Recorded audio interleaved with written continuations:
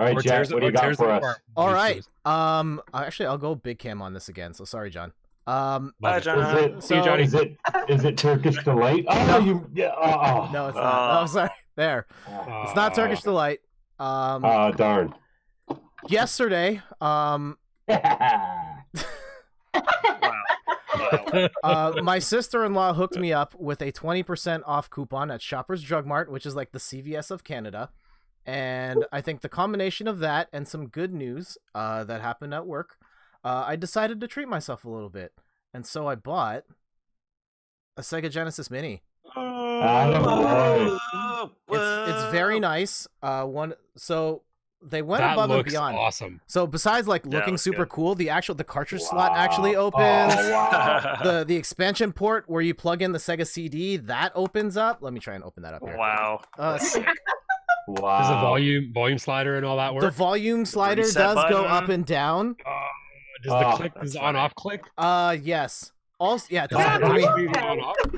Yeah, so you hear that? Yes. Oh yeah. The craziest thing is that what turns it on and off? Yes.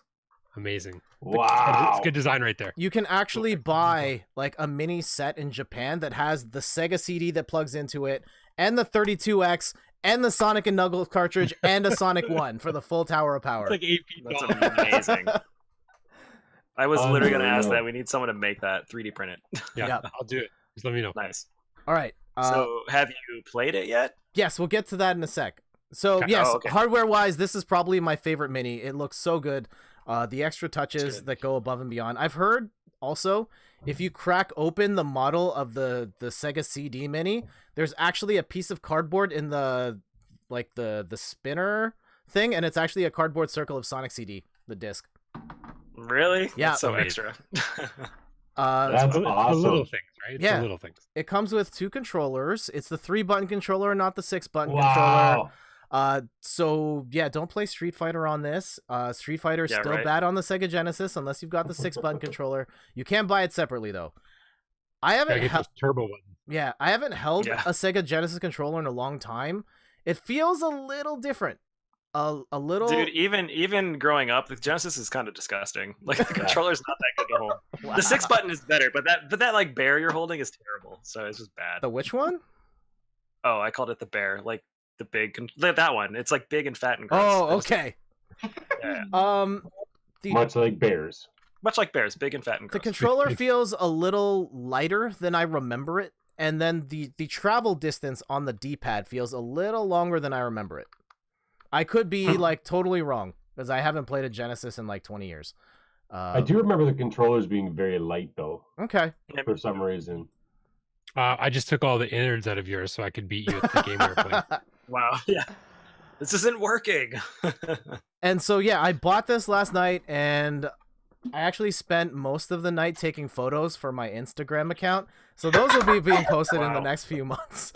Yeah, your priorities are on point there, Jett. Priorities are on point. You guys understand the life of a content creator. I gotta keep it up for the gram. But I did get to play a little bit of it, and hopefully the clip loads here any second now. Ooh, there it is. What did you play? Okay, so it's got 42 games on it, which is like a huge number. 2 of them have never been released. One is a arcade port of Darius, which is like a side-scrolling space shooter game. Lots of the enemies are fish. I haven't played this one yet, but I remember playing Darius on the Super Nintendo, and I really like that. The other one is a unreleased version of Tetris. It was like an arcade game in Japan, and they never finished porting it to... Excellent. Yeah, so that's in there. It's not very good, but it's in there, and it's a version of Tetris people haven't really played before. But then it's also got the big hits Sonic 1 and 2, no Sonic and Knuckles, and no Sonic 3, unfortunately. That's because Knuckles is too busy in that fighting game you get. Yeah, he's in Mugen. He's killing Captain Commando. But from what I was able to play, I think it's really good. The emulation seems great. It's got support for a lot of different languages, which is really important for one game in particular. Contra Hardcore in Japan and the US is different. So in Japan, there's like an extra life code, and you get 3 hits before you die, so you can get like 70-something lives or something. In the US version, that's just gone. You get like max 3 lives, 1-hit kills. So the game is basically impossible in English, but if you play it in Japanese, you can do the code and it's actually playable. Yeah. That's why we're here, Jett, for stuff like that. Yeah. I still have a lot to play. I only played a little bit of Sonic, and then I switched off and I played a bit of Comic Zone, which this I love Comic Zone. Okay. Comic Zone and Maximum Carnage are my two favorite. Okay. Ugh, Maximum Sega Carnage is Genesis so games. great. I played a lot of Anyway. Maximum Carnage on the SNES. Chris and Rachel, have you heard of Comic Zone at all? Nope. Okay, so you have to see this game. So good. So it's like an action game that takes place in the 90s. You're a comic book artist, and then the villain from the comic book you're writing teleports out of the comic book and throws you into the comic book. And then he's now drawing the enemies in the game for you to fight. And the stage designs are actually like the panels of the comic book that you're then fighting through, and then you're literally jumping like through the panels and like bursting people through the panels as you fight. It's so good. cool. It's so good. It's so good. Yeah.